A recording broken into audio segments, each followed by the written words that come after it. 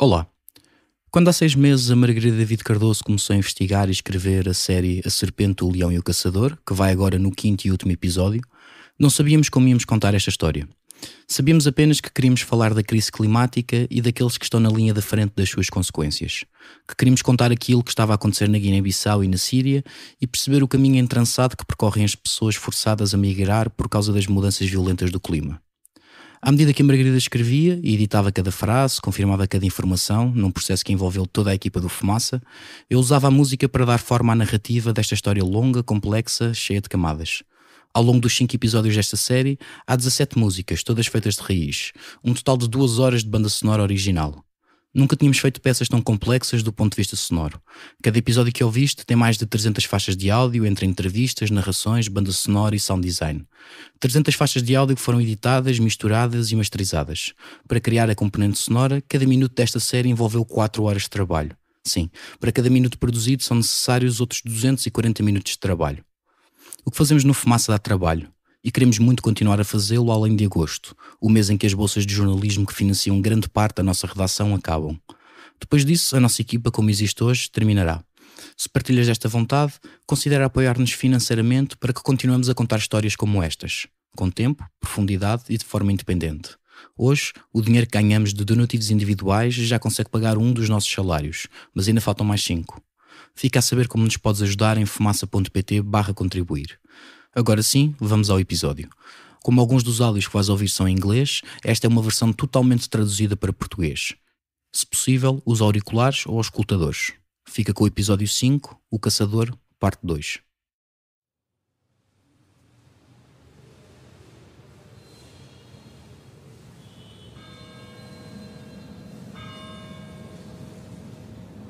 É um antigo convento.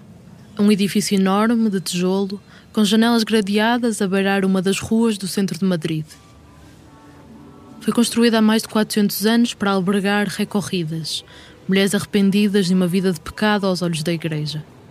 Depois foi sede de um sindicato. E em dezembro de 2019, aqueles corredores serviram outras lutas. Ao mesmo tempo que a Conferência das Partes das Nações Unidas, a COP25, acontecia num dos principais centros de congressos de Madrid, ativistas de mais de 900 grupos de justiça social e ambiental ergueram uma cimeira alternativa para dar voz a todos. Cumbre Social por el Clima. Assembleias, workshops, encontros, marchas. Tudo foi organizado em Madrid em apenas 4 semanas. A COP25 e a sua alternativa deviam ter acontecido em Santiago, no Chile, mas o Presidente da República, Sebastián Piñera, do Partido Conservador, cancelou a conferência oficial com um mês de antecedência, numa altura em que centenas de milhares de pessoas protestavam em várias cidades a desigualdade e a austeridade no país. O governo espanhol ofereceu-se para ser o novo anfitrião e, pelo 3º ano consecutivo, a COP realizou-se na Europa. Na sala onde Tom Kucharz, ativista e jornalista, está a ser entrevistado pelo Democracy Now!, há cartazes na parede. Lê-se: Plaza de los Pueblos, a Praça do Povo. Salvemos la Tierra, salvemos a terra.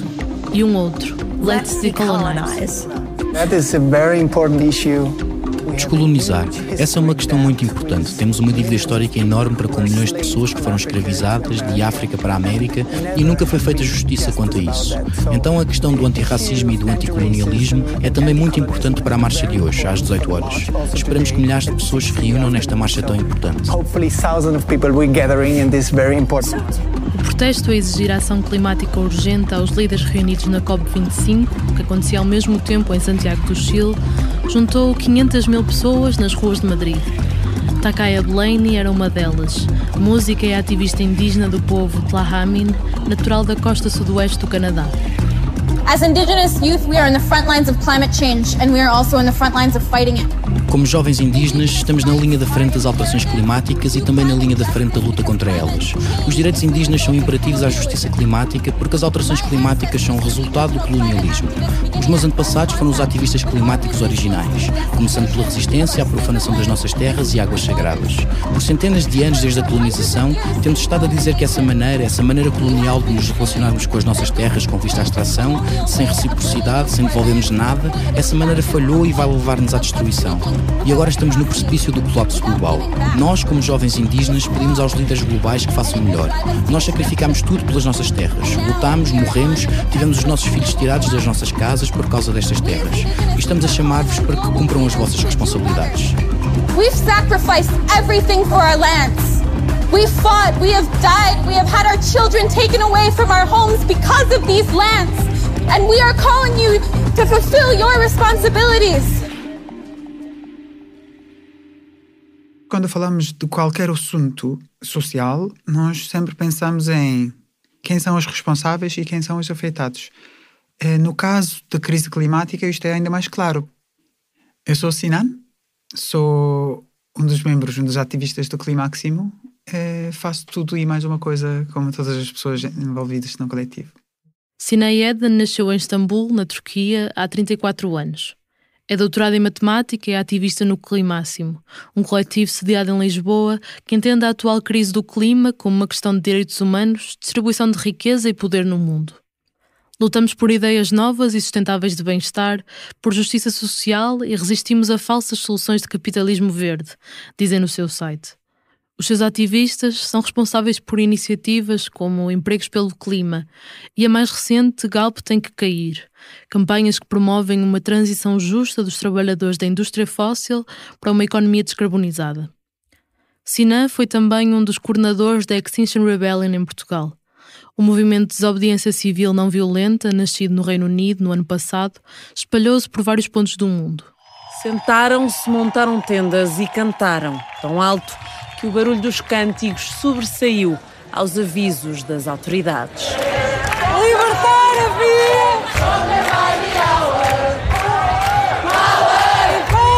Em crime de desobediência será efetuada uma vaga de dispersão após a terceira advertência. Numa semana, em outubro de 2019, foram detidas mais de 1.100 pessoas no Reino Unido. Manifestaram-se, bloquearam estradas e invadiram sedes de gigantes industriais. Iniciaram assim uma nova fase na luta por a ação climática urgente, uma rebelião pacífica. Temos que bloquear a máquina o tempo suficiente para sermos ouvidos e sermos chamados para uma mesa de negociação. Eu estou disposta a ir para a prisão por este planeta e estou disposta a ir outra vez e outra vez até ver alguns resultados, até todos vermos um mundo melhor. A justiça climática está ligada a esta pergunta. Quem causou, quem paga? Tu vês que, historicamente, países do norte global foram os que se industrializaram mais cedo e, por isso, emitiram gases com efeito de estufa mais cedo, principalmente por carvão, depois, eventualmente, com petróleo e agora, mais recentemente, com gás. Nas últimas décadas, as emissões globais de dióxido de carbono para a atmosfera aumentaram muito e muito rapidamente. Historicamente, os Estados Unidos da América são o país que mais contribuiu por esse aumento, responsável por 1/4 das emissões acumuladas desde 1751. Segue-se a União Europeia com 22%. Se considerarmos que até à saída do Reino Unido, os 28 Estados-membros assumiam compromissos climáticos em conjunto. Depois a China, 13% das emissões históricas, a Rússia, 6% e o Japão, 4%. Como destacam os autores de Our World in Data, um site que agrega análise a centenas de investigações científicas e muitos dados sobre a crise climática, alguns dos principais emissores atuais, como a Índia e o Brasil, não tiveram uma grande contribuição histórica. Muito menos tiveram os países africanos, que apesar do tamanho da sua população, contribuíram muito pouco. Como vimos no primeiro episódio desta série, onde contamos a história da pequena tabanca guineense de Jobel, muitos destes países têm um risco desproporcionalmente maior de sofrer com a crise climática. Em parte por questões geográficas, por causa das suas características naturais. Mas ao mesmo tempo existe uma coisa chamada colonialismo, que é reduzir a resiliência dos povos do sul global por atividades extrativistas, introduzir conceitos tecnocráticos, destruir a comunidade, portanto, introduzir instabilidade política porque renda para o negócio. Portanto, há várias formas em que não só os países do sul global têm menos responsabilidade, mas ao mesmo tempo têm menos capacidade de adaptar-se neste momento. Hoje, as responsabilidades pouco mudaram. os países historicamente mais poluidores continuam a sê-lo. Em 2018, a China, os Estados Unidos, a Índia, a União Europeia a 28, a Rússia e o Japão foram responsáveis por 80% do consumo de combustíveis fósseis do mundo e emitiram quase 68% do total de CO2 nesse ano. Nestes países vive metade da população mundial, o que quer dizer que a outra metade do mundo, mais de 150 países, consumiu apenas 20% dos combustíveis fósseis e foi responsável por 1/3 das emissões. Um mundo desequilibrado com responsabilidades desiguais. Seja toda a gente bem-vinda ao Fumaça, eu sou a Margarida David Cardoso.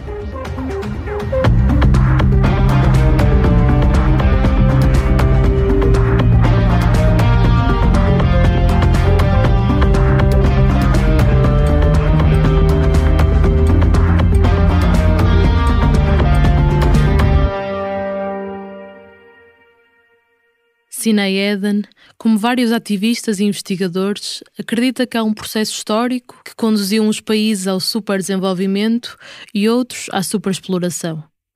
Desde o chamado período colonial, pessoas e recursos fluem do sul para o norte, de uma forma muitas vezes violenta, com escravatura, pilhagens, destruição de habitats contra a vontade das populações. Basta olhar para a história portuguesa.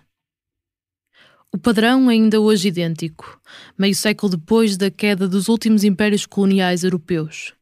Em busca de recursos, sejam combustíveis fósseis ou minerais, agricultura ou pesca, a atividade de empresas multinacionais deixa para trás ecossistemas e comunidades rurais devastadas, muitas vezes com o patrocínio ou complacência dos governos. E esse impacto não é compensado. As matérias-primas de países do Sul são frequentemente exportadas a baixos preços. Não só o valor de mercado não reflete os verdadeiros custos da produção, nem de mão de obra, nem de poluição, como os ganhos não chegam às populações locais. O melhor exemplo é a Nigéria e Shell. Há histórias em que Shell diretamente mata pessoas para conseguir assegurar operações. A multinacional petrolífera dos Países Baixos, Royal Dutch Shell, tem várias batalhas judiciais pela frente na Nigéria, o país que é o maior produtor de petróleo em África. É acusada de ter sido cúmplice na execução de um grupo de 9 ativistas da comunidade indígena Uguni, uma minoria étnica do delta do rio Níger, onde a Shell opera desde o final dos anos 50, num consórcio com a Companhia Petrolífera Nigeriana. O caso centra-se numa ação que acusa a gigante petrolífera de cumplicidade no assassinato e tortura de ativistas nigerianos. Em 1995, 9 ativistas nigerianos, incluindo Ken Saro-Wiwa, foram executados pelo governo militar nigeriano por protestar contra a exploração e desenvolvimento da Shell no delta do Níger. Nós sentimos que as impressões digitais deles estão em todo o lado, nas torturas, assassinatos, execuções judiciais do povo Oguni entre 1993 e 1996. A Amnistia Internacional diz que as provas apontam para a cumplicidade da gigante companhia de energia Royal Dutch Shell. Foram crimes horríveis, incluindo assassinato, tortura, violação e destruição de aldeias. Foram executados por membros das Forças Armadas nigerianas, mas os documentos internos da Shell mostram que durante esse período a empresa incentivou o governo militar nigeriano e a unidade militar envolvida a tomar medidas contra estes protestos, mesmo depois da empresa saber o que era provável que acontecesse. To take action against these protesters even after the company knew what was likely to happen. Os ativistas, que ficaram conhecidos como Ogoni 9, foram mortos em 1995 pelas autoridades nigerianas, após um julgamento desacreditado mundialmente. A petrolífera nega as acusações, mas 4 famílias das vítimas continuam a perseguir o caso em tribunal, 24 anos depois. A Shell é ainda acusada de violações de direitos humanos e danos ambientais na região. Segundo um relatório de 2011 do Programa das Nações Unidas para o Meio Ambiente, poderá demorar 25 a 30 anos a limpar a poluição provocada pela exploração de petróleo no delta. O documento sublinha os impactos desastrosos na vegetação e identifica uma comunidade próxima de um oleoduto que bebia água de poços contaminados com benzeno, um conhecido agente cancerígeno, a níveis 900 vezes superiores aos padrões da Organização Mundial da Saúde. Antes, quando nós chamávamos aquilo colonialismo, era o Estado como ator econômico a fazer grandes investimentos. Portanto, colonialismo era uma operação nacional, portanto, uma operação estatal nacional. E depois de fazer isso, eles entregaram todos estes investimentos, infraestruturas e próprias empresas ao privado. A partir desse momento, é uma entrega de operações. Portanto, o Estado sai, isso nós muitas vezes chamamos de independência, mas quem manda fica. Porque nenhum país entrou em nenhum outro país só porque sim, entraram para roubar coisas, entraram para extrair coisas. Portanto, a partir do momento que o roubo e a extração continua só com agentes diferentes, eu não vejo grande diferença em termos do funcionamento global. O líder político, ativista e um dos mais importantes pensadores anticolonialistas do século XX, Kwame Nkrumah, chamou-lhe neocolonialismo, a última fase do imperialismo. O homem que foi um dos líderes da luta pela independência do Ghana e se tornou o primeiro-ministro do país nascido em África, escreveu, em 1965. Confrontado com os povos militantes dos antigos territórios coloniais na Ásia, África, Caraíbas e América Latina, o imperialismo simplesmente mudou de tática. Sem hesitação, dispensa as suas bandeiras e, com alguma certeza, alguns dos seus mais odiados oficiais expatriados. Isto significa, assim o reivindica, que está a dar independência aos seus antigos sujeitos, a ser seguida por uma ajuda, entre aspas, para o seu desenvolvimento. A essência do neocolonialismo é que o Estado a ele sujeito é, em teoria, independente e tem todas as aparências externas de soberania. Na realidade, o seu sistema económico e, portanto, a sua política são comandados de fora. O neocolonialismo é baseado no princípio de dividir antigos grandes territórios coloniais num número de pequenos Estados inviáveis, que são incapazes de se desenvolver de forma independente e devem confiar no antigo poder imperial para defesa e até segurança interna. Os seus sistemas económico e financeiros são ligados, como antes, aos do colonizador. Desde a Conferência do Rio de 1992 que já os Estados das pequenas ilhas do Pacífico têm tentado, foi uma das cruzadas perdidas nessa conferência, têm tentado afirmar ou caracterizar uma dívida histórica do Norte para com o Sul. Nunca se quis aceitar isso, Austrália, os Estados Unidos, nada de dívida histórica, nós ajudámos imenso e colonizámos e ajudámos ao desenvolvimento, enfim, de uma determinada perspectiva, e portanto nunca se aceitou essa ideia da dívida histórica. Uma dívida ecológica histórica. Carla Amado Gomes, professora na Faculdade de Direito da Universidade de Lisboa, é especialista em Direito Ambiental. Publicou quase 30 livros e algumas dezenas de artigos científicos.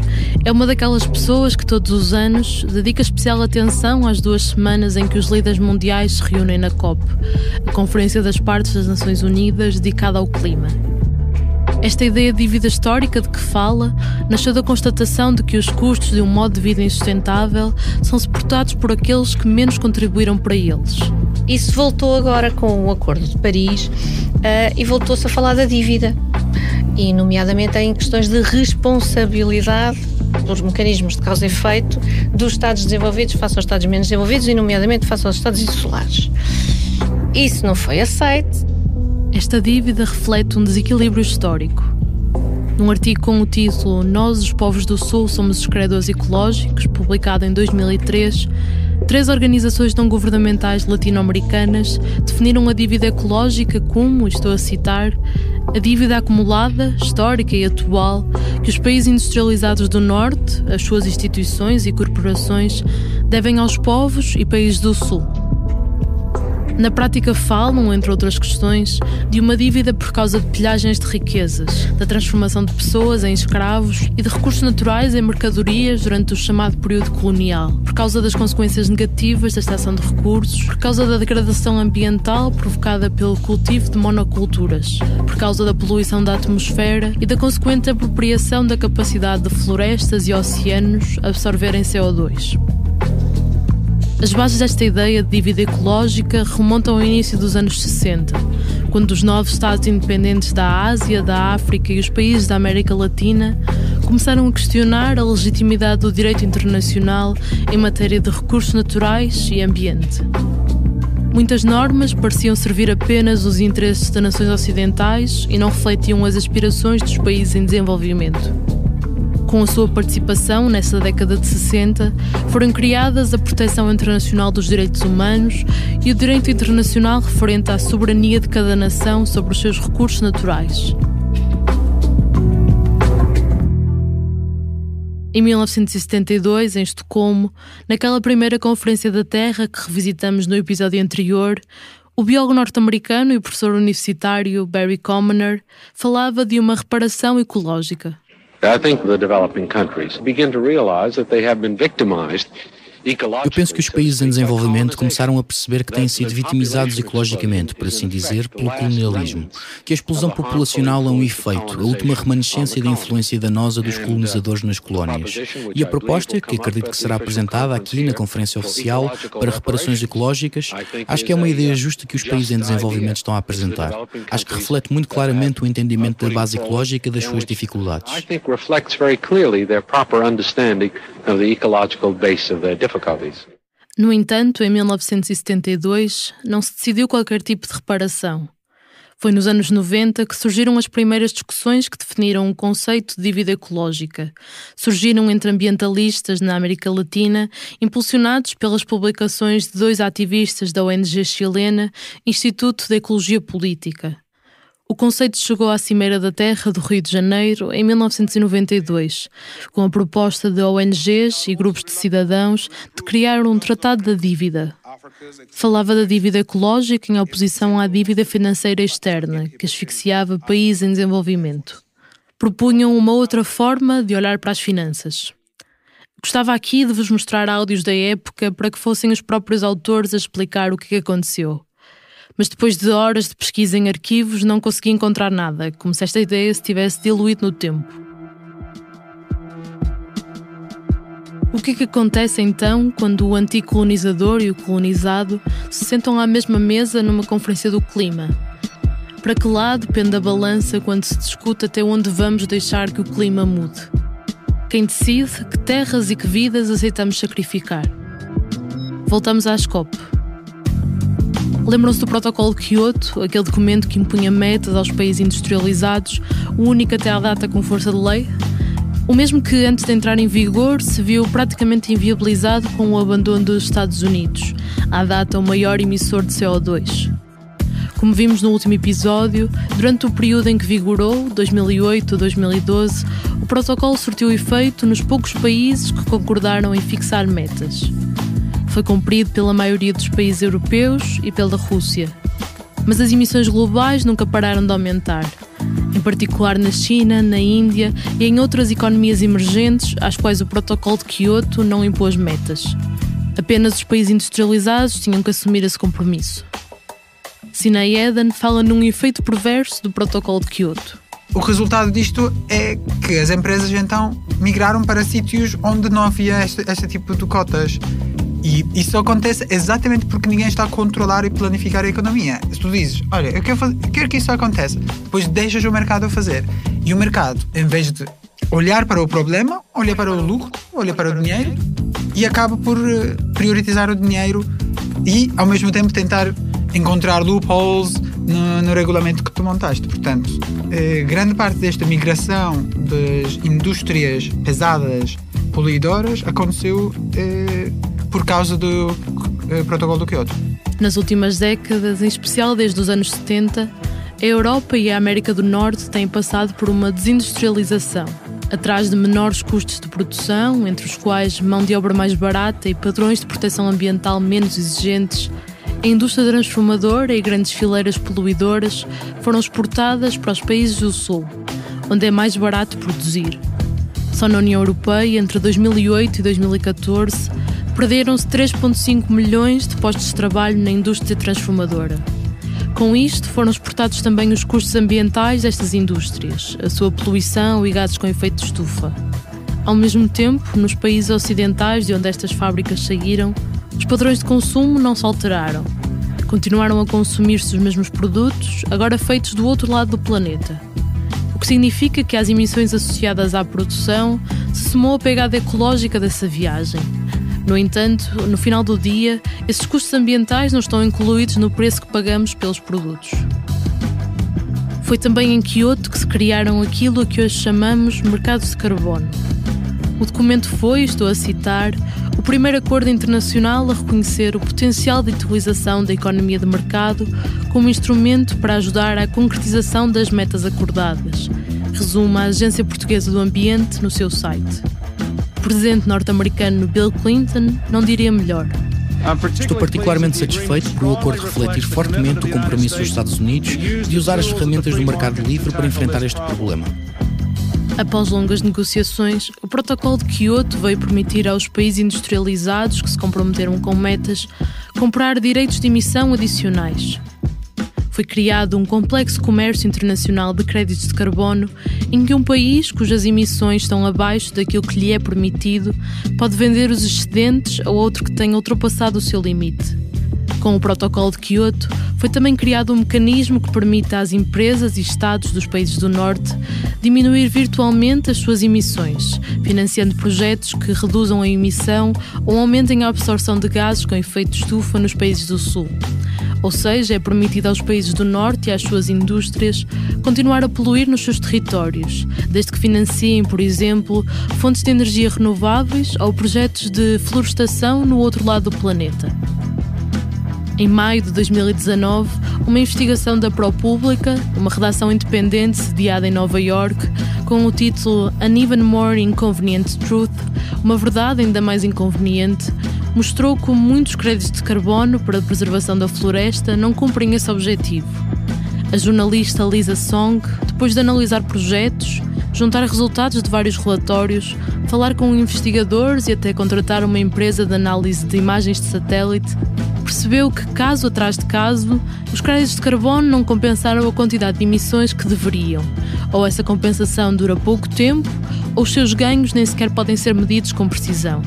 Ela concluiu que, estou a citar, os poluidores obtiveram um passe livre de culpa para continuar a emitir CO2, mas a preservação da floresta, que deveria equilibrar as contas, nunca chegou ou não durou. Um dos pontos mais centrais das conferências do clima ao longo dos anos foi a definição de um limite máximo para o aumento da temperatura na atmosfera, o que implica responder às perguntas até onde aceitamos que o planeta aqueça, que consequências estamos dispostos a suportar. E há 2 décadas que a meta dos 2 graus Celsius em relação ao período pré-industrial é o alvo da política climática global.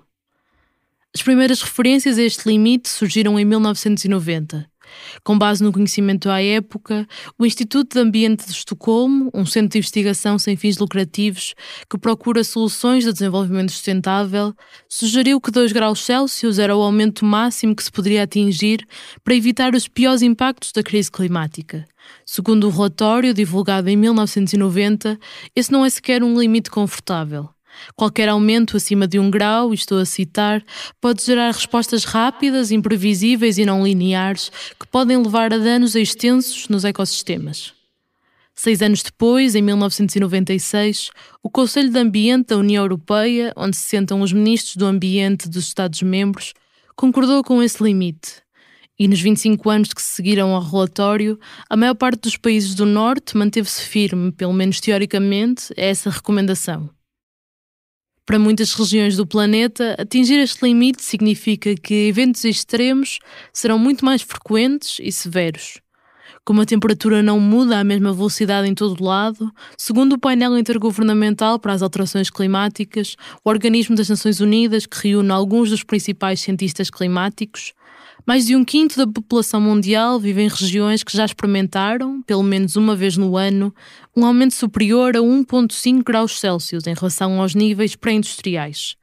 Isto sente-se particularmente no Ártico, na estação fria, e nas regiões de média latitude, na estação quente. Chegar aos 2 graus significará amplificar as consequências que já sentimos. Ondas de calor extremo, inundações e secas. Tudo será mais extremo e severo, aumentando o risco de pobreza para centenas de milhões de pessoas e uma vaga de refugiados sem precedentes. A diferença de meio grau é particularmente crítica para os pequenos estados insulares e zonas de baixa altitude, como o Kiribati e a Guiné-Bissau, mas também o Tuvalu, as Ilhas Marshall ou as Filipinas, ameaçados com uma subida do nível médio do mar, dizem as projeções, de mais de 2 metros. Tinha todos os detalhes de um Conselho de Ministros formal, à exceção de estarem 6 metros debaixo d'água e a usar equipamento de mergulho. O presidente das Ilhas Maldivas e outros 13 ministros sentaram-se a uma mesa no fundo do mar, sob a superfície de uma lagoa, para consciencializar o quão vulneráveis são as Maldivas às alterações climáticas. Se as Maldivas não puderem ser salvas hoje, não sentimos que haja muitas oportunidades para o resto do mundo.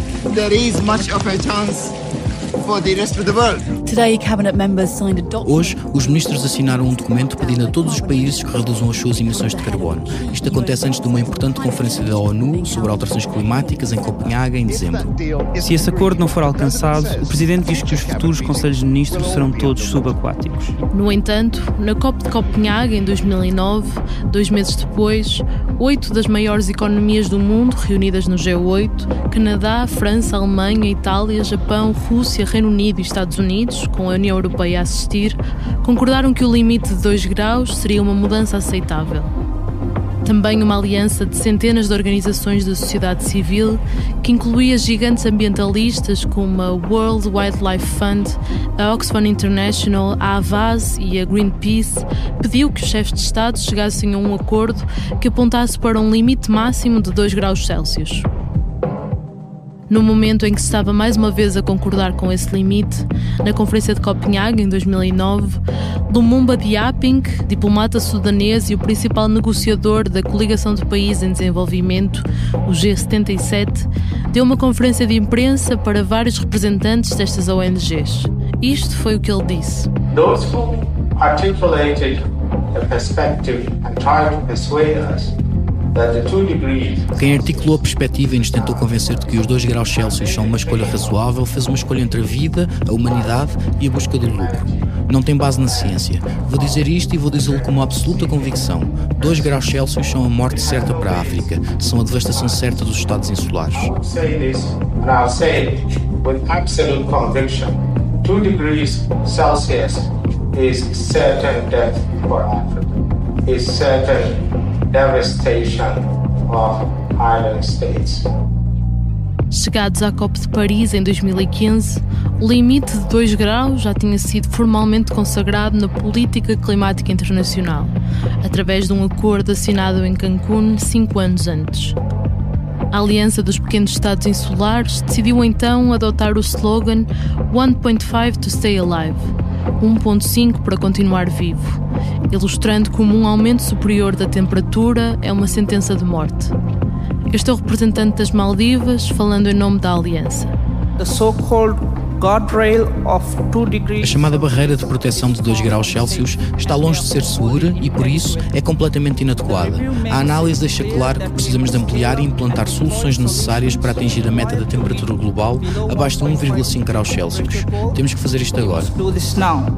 Aqui, Giza Gaspar Martins, representante de Angola e presidente do Bloco dos Países Menos Desenvolvidos. Senhor Presidente, instamos as partes, todas as partes, a lembrarem-se de que mais de 100 de nós acreditam que a meta de 2 graus Celsius é inadequada e deve ser fortalecida para ficar abaixo de 1,5 graus Celsius. Visar atingir uma meta de 2 graus não é uma opção segura para a maioria dos nossos países.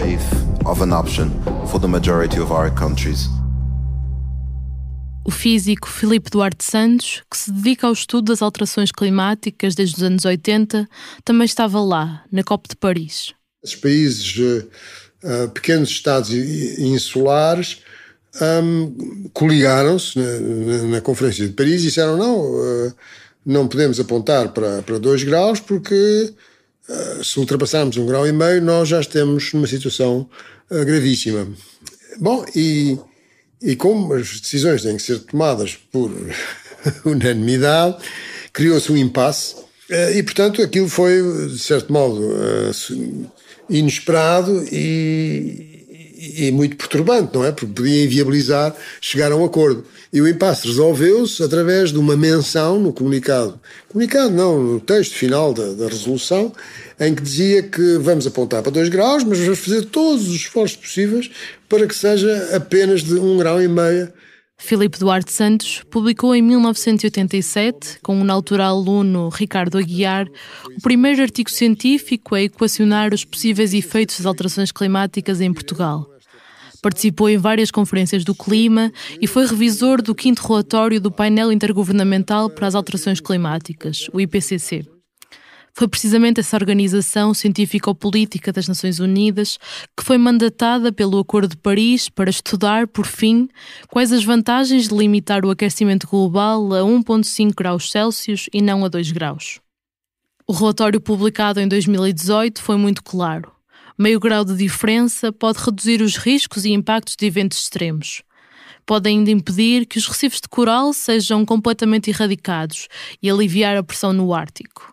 Mas para isso são necessárias mudanças urgentes e sem precedentes, ainda assim totalmente execuíveis, afirmaram os autores do relatório. On behalf of people of Katowice and Poland, it's my pleasure to welcome you at the COP24. Quando foi apresentado na COP de 2018, em Katowice, na Polónia, alguns líderes mundiais pareceram não querer ouvir aquilo que eles próprios pediram que se estudasse. E, surpreendentemente, o relatório não foi welcome.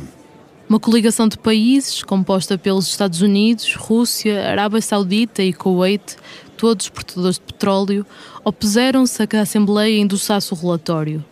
Apenas ficou expresso no documento final da COP que os países tomam nota de o ter recebido. Tomam nota. Portanto, a conferência apenas tomou nota. Assim como se toma nota de que foi publicado um livro, não é? Quer dizer, e portanto que não, é como se não dissesse nada que interessasse. Mas a crua realidade por trás disso é que mesmo que os países cumprissem escrupulosamente os compromissos individuais que verteram no Acordo de Paris, a temperatura iria aumentar muito além dos 2 graus Celsius.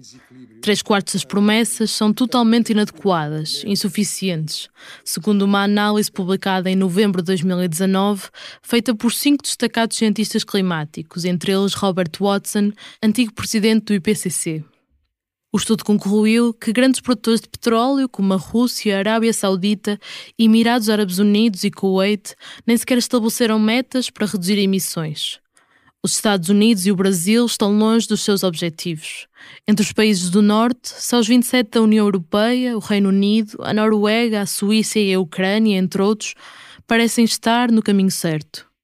As perspectivas que temos atualmente de cumprir aquilo que foi concluído com o Acordo de Paris são muito ténues, quer dizer, é muito pouco provável que o aumento da temperatura se fique por 2 graus, é muito mais provável que fique por valores superiores, 3 graus ou mesmo mais do que 3 graus. E, portanto, isto não são boas notícias. E não são boas notícias, sobretudo para os países e para as populações que são mais vulneráveis. Quem sofre mais no mundo 2 graus mais quente são os mesmos de sempre. E na hora de os compensar, copo atrás de copo, as mesmas antigas feridas dividem 190 nações. E então esses países começaram a falar de que a solução para isso seria que os países com economias mais avançadas e os países que não fossem tão vulneráveis teriam que compensar financeiramente esses países que iriam até alguns deles desaparecer. Mas isso é uma expressão que é completamente que os países rejeitam, e em particular os Estados Unidos rejeitam ouvir falar de se pagar o que quer que seja para a adaptação ou para a relocalização das populações que teriam que sair daquelas ilhas para outros sítios. De volta a Carla Amado Gomes, especialista em Direito Ambiental. O mais próximo que se chegou foi a um mecanismo que agora voltou a falar-se, mas para nada, porque não avançou nada, que é a ideia do loss and damage, da perda e da compensação. Este foi um dos pontos centrais da discussão na COP25, a última em Madrid, em dezembro de 2019. Foi negociado o apoio financeiro destinado à reparação dos impactos inevitáveis e irreversíveis da crise climática, nos locais onde a mitigação falhou e a adaptação não é possível. Criado em 2013, o chamado Mecanismo Internacional de Perdas e Danos de Varsóvia não está ainda totalmente operacional. O seu comitê executivo, que se deve reunir pelo menos 2 vezes por ano, é aconselhado por 4 grupos de trabalho especializados. E a ideia do loss and damage tem a ver com o mecanismo de Varsóvia, em que supostamente há uma task force a pensar desde a COP de Paris em como é que nós vamos implementar isto. Desde 2016 que andamos a pensar nisto, mas não se fez nada. O que é que a ideia é? Eu não sei qual é a ideia exatamente, porque ela ainda não foi concretizada, mas a sensação que me dá é que vai-se constituir uma espécie de um fundo que vai ajudar às perdas e danos ocorridas em face de fenómenos extremos, e nomeadamente até em face de perda de território, por parte dessas zonas insulares, ou desses estados insulares. Só que isso não é diretamente imputado a nenhum estado, a um conjunto de estados, é diluído num fundo precisamente para se perder aquela ideia da causa e efeito e da responsabilidade. Ao fim de 2 semanas de negociações e na vertigem de 2 noites sem dormir, a COP de Madrid terminou sem que os líderes mundiais chegassem a acordo sobre quem deverá governar este fundo. O acordo que saiu da capital espanhola delegava apenas responsabilidade num fundo já existente, que tem outro objetivo que não o financiamento de perdas e danos. Trata-se do Fundo Verde para o Clima, operacional desde 2014 e através do qual os países mais desenvolvidos se comprometem a canalizar 100 mil milhões de dólares por ano até 2020 para os países mais pobres. Este valor deve servir para financiar projetos que reduzam as emissões e melhorem a capacidade destes países responder aos eventos climáticos. O que os líderes mundiais acordaram em Madrid é que este fundo também se deve encarregar de dispensar dinheiro para mitigar perdas e danos. Portanto, isso pode ser um mecanismo. Eu acho que nós aí estaremos seguramente sempre a pensar num mecanismo assistencial. Há situações em que os territórios vão mesmo desaparecer. E se calhar ao longo dos milhares e milhares e milhares de anos de vida no planeta, isto já aconteceu. Já houve muitas migrações, já houve territórios desocupados que passaram a ser ocupados e vice-versa, e nós não temos memória porque não há registros, ou não há registros propriamente conhecidos da população em geral. Portanto, isto se calhar é uma coisa natural, com um agravante, é que nessa altura se calhar era uma coisa, ou deve ter sido uma coisa natural, por força de alterações morfológicas do planeta. Hoje é uma questão ética. Nós hoje sabemos que se continuarmos na trajetória em que vamos, vai haver comunidades extraordinariamente afetadas e, em última análise, vamos todos ser afetados. Portanto, isto é uma questão jurídica, também é uma questão ética. Para os países em desenvolvimento, a ajuda financeira é vista como uma compensação justa pelas pilhagens dos seus recursos naturais por parte dos colonizadores ocidentais, que destruíram habitats naturais, levaram espécies invasoras para locais onde estas não existiam e iniciaram uma lógica comercial que fez sucumbir milhões de pessoas à força das nações mais desenvolvidas. Mas para os representantes de vários países ocidentais, estes argumentos são, na verdade, uma forma de extorquir mais dinheiro e fugir à responsabilidade de se desenvolverem sim, mas de forma sustentável. A solução só pode ser uma, e é relativamente banal, é ajuda ao desenvolvimento. Quer dizer, nós não podemos acolher essas pessoas na Europa, não temos espaço.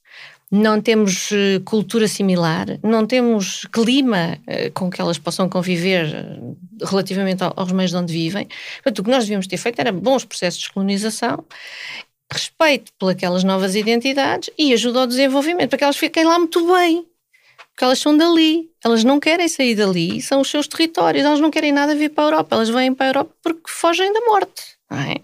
Portanto, a Europa tem de facto uma responsabilidade, a Europa e não só, mas a Europa tem uma responsabilidade histórica pela ajuda ao desenvolvimento e isso poderia e poderá eventualmente jogar a seu favor, que é impedindo a fuga. Eu não sei como é que isso podia ser feito. Em primeiro lugar, isso não podia ser feito por pessoas do norte global. Mas nós precisamos de fazer uma série de coisas, que é deixar de dar legitimidade às empresas que estão a fazer estas operações e esse negócio no sul global. Nós temos poder aqui para bloquear e criar disrupção nas operações, sejam económicas, sejam deliberativas, destas empresas a dizer, nós não queremos que isso aconteça. Eu acho que essa parte, ou seja, deixar de estragar é o nosso dever. Deixar de matar é o nosso dever. Neste momento, parece-me muito difícil evitar o caos que se avizinha, porque todos os modelos apontam para uma África, pelo menos na sua parte central, digamos assim, na parte dos trópicos, altamente desertificada nos próximos 10, 20 anos. Portanto, isso devia ter sido pensado antes. Agora, lá está. É correr atrás do prejuízo e estar neste impasse de não saber o que é que fazer às pessoas e deixá-las morrer, em última análise. 48 anos depois da Conferência de Estocolmo, quase tudo mudou na forma como políticos e decisores falam sobre a crise climática. Mas pouco parece ser diferente na hora em que são chamados a agir. 48 anos depois de Estocolmo, mantêm-se as mesmas conclusões e os mesmos entraves. As emissões globais de gases com efeito estufa continuam a aumentar. Mantêm-se antigos e emergem novos poluidores. A economia global continua inclinada. Há greves estudantis e mobilização cidadã nas ruas como nunca antes. E o secretário-geral das Nações Unidas, António Guterres, alinha a sua voz com a de quem protesta a inação dos governos, que mantêm as mesmas conclusões, os mesmos entraves. Só uma coisa é realmente diferente: a urgência de combater a crise climática. As instituições estão a falhar, estão montadas para falhar, estão desenhadas de certa forma que produzem lucro e não bens ou um planeta habitável ou nada disso. Isso tem duas implicações. Em primeiro lugar, isso é muito assustador, porque de repente percebe-se que não há ninguém, não há um super-homem, não há um Homem-Aranha a salvar-nos, não há, estas pessoas não existem. E em segundo lugar, então, é que nós, os apostos são muito mais elevados. Nós temos que chegar para a frente e lutar para vencer mesmo. Não é lutar para influenciar uma outra pessoa. Não, lutar para vencer, nós vencer, o povo. We are rising. Nós estamos a erguer-nos, estamos a lutar e vamos vencer. As COPs falharam para com as pessoas e o planeta. Poder popular, justiça climática. Esta COP falhou para com as pessoas e o planeta. Poder popular, justiça climática. Poder popular, justiça climática. People power, climate justice. This process is failing the people and the planet. People power, climate justice.